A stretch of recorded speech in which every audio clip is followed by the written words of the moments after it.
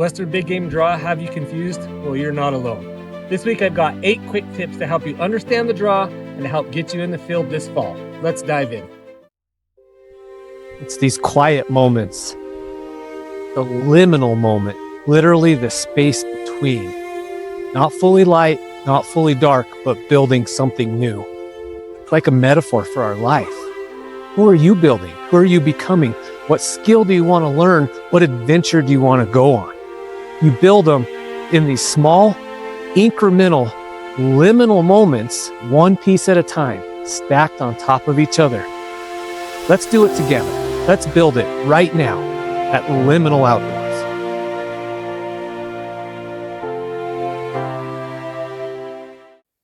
The first question most people have is, why do we even have a draw to begin with? It's public land, it's public animals. Why can't I just go hunt them? Well, the answer is really pretty simple. It's a supply and demand issue. There's just more demand to hunt animals than they can support. And so what has happened over time is biologists, every year they do animal counts, they do mortality studies, and they study the landscape. They decide within this region or this unit. Most states are broken down into squares and units. Know that, because when you apply, you're going to be applying for regions or units. And they analyze these herds within those units, and they decide what the carrying capacity of that landscape is. How much can that landscape support? What is a healthy number of animals for that landscape over the course of an entire year? Because don't forget, that landscape shrinks in the wintertime when we've got to go down to wintering grounds, and we've got to think about calving grounds, where are we having our babies, summering grounds, water, all of these factors. And so the biologists are considering all of that. What is a healthy amount of animals for this particular landscape, this particular unit, this particular area to have? And then how can we use hunting to help maintain a relatively level population around that line? Because what happens without selective harvest or hunting, or you get these highs and lows in populations. You get overpopulated, we starve, you get too many predators, and then we have a decline, and you get this ebb and flow. Whereas the North American model of conservation, arguably one of the, if not the most successful conservation model in the world, uses hunting as the main tool to keep that baseline, that healthy level of animals, which is really good for everybody. Everybody likes to see animals on the landscape. Even non-hunters like to go and see animals when they're camping or in the mountains. And so having a healthy population of animals is really beneficial for everybody. And the North American model of conservation uses hunting as its primary tool for accomplishing that. So then that brings up the second question. When do I apply? Well, really, most of the draws happen anywhere from late January clear into June. I mean, think late winter through springtime. Arizona just happened. That was in January. Colorado's the first week of April. Utah's right in there. New Mexico's right in there. Some of the later ones, there's some Wyoming and like deer for Arizona are later in late May, early June. So you've really got to be looking ahead. These draws happen, again, anywhere from late January all the way into June. So just be prepared for that. With that being said, that kind of brings up question number 3. Can I still get a tag if I miss the draw? And the answer is mostly yes.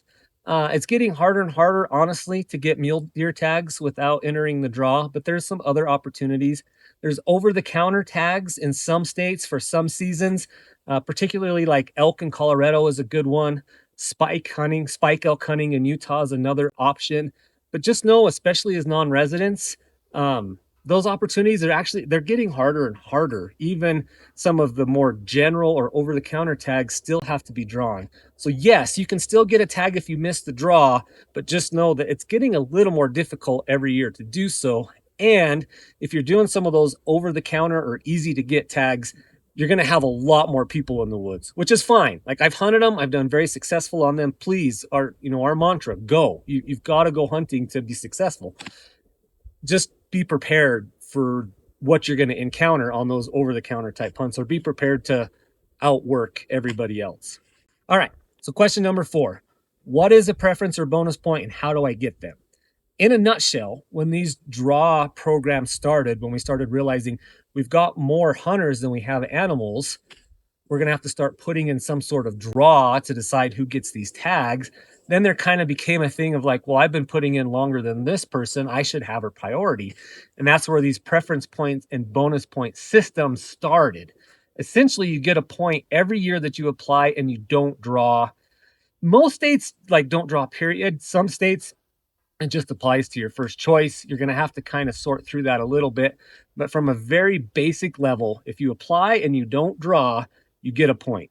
Now, a true preference point system, the person with the most points draws. So if I have 5 and you have 6 and there's one tag and we both apply for that tag, you get it with 6 and I get another bonus point. When you draw, your points are going to go back to 0.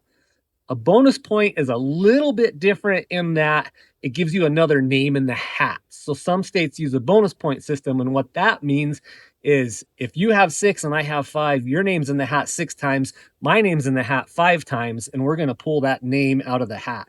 So statistically, you have a little bit better chance than I do of drawing, but I still have a chance. A lot of states have a hybrid system where some of the tags will go to the person with the most points and some of them are given out randomly.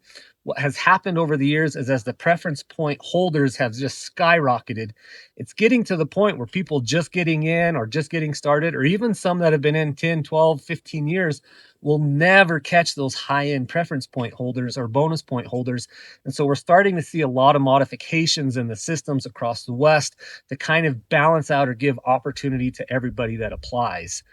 So just be aware that those changes are happening. There are a couple of states that don't have a point system at all. It's a true lottery, name in the hat. New Mexico and Idaho are kind of the two of those right now. So this brings up the 5th question. How much does it cost? Well, the honest truth is it kind of depends on your perspective. It can be quite expensive to apply in draws in a lot of states.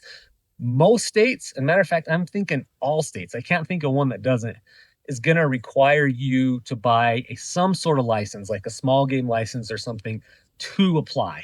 And those for non-residents can range anywhere from 75 to almost a couple $100 just to buy that license. And then you're going to have application fees on top of that, you know, $15, $25, $50 to apply for that tag. If you draw, then now you've got to buy the license on top of those fees. From that aspect, it can be kind of expensive. However, when you compare that to paying for a $10 or $15 or $20,000 guided hunt to guarantee that tag, it seems pretty reasonable. You're just going to have to make that decision for yourself. Maybe you apply for some states, not all. Maybe you apply for all. Maybe you just pick one. You're just going to have to kind of analyze your budget.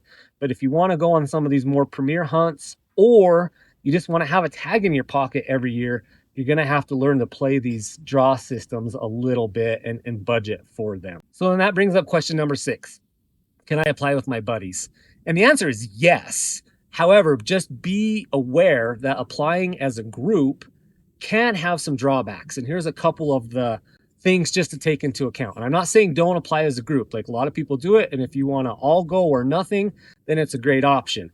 But just know in most states, not all, but most states, you're going to revert to the person with the lowest preference points. So if you have 10 and I have 2 and we apply as a group, we're going to go into that draw with 2 preference points.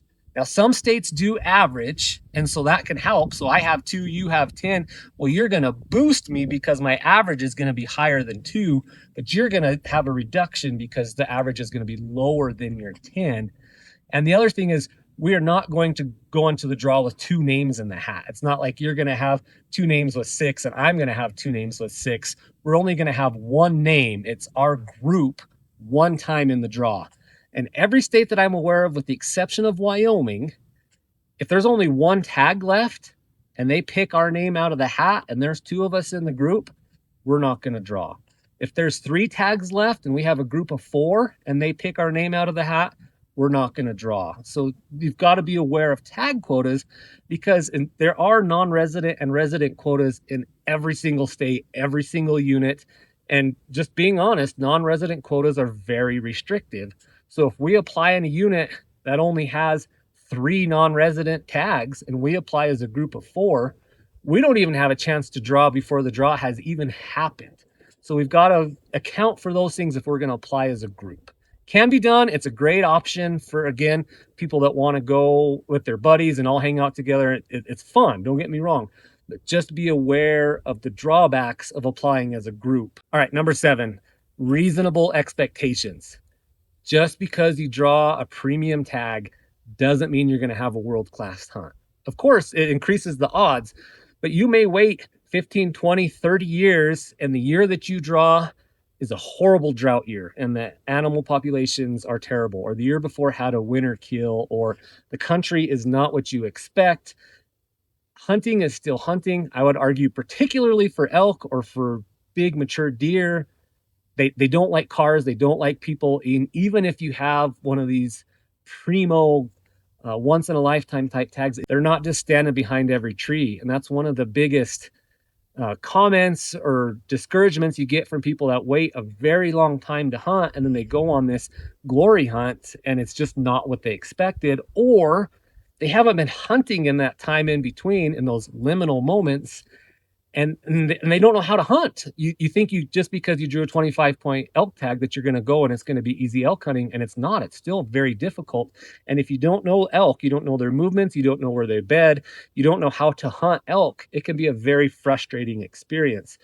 Even if you're applying for those glory tags in some states, make sure you're spending some time in the woods, you're spending some time hunting in that liminal time, because when you do draw that glory tag, you need to be able to use the most of it, and gaining those skills in the woods is going to give you the biggest advantage to having the most success when you do finally draw that, that once in a lifetime tag. So something to be aware of there too. All right, that's quick and dirty. I hope it answers some of your questions. Of course, it's a lot more in depth, but that just gives you a real basic overview of why and how some of the things work in the Western draws. If you want to be hunting every year or often, you probably need to be applying in the draws. And even if you don't think you're going to come out West hunting for 2 or 3 or 4 years, apply. And by having a couple of those points, you can probably draw a tag that might have a few less people or a little bit better public land than some of those over-the-counter tags, and just put yourself in that much better position. But I'll leave you with this, my 8th and final tip.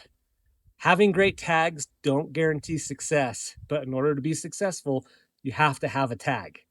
You can't go hunting if you don't have a tag, and you're not going to be successful if you don't go hunting. So as we always preach, take advantage of those liminal moments. Take advantage of the opportunities you have now to get out in the field. Time and experience in the woods is the most valuable asset when it comes to hunting that you can possibly acquire. And you do it in those liminal times. And applying in the draw is a great first step to putting more tags in your pocket, which will help get you in the woods. All right, we hope to see you this fall. Good luck. We'll catch you on the next one.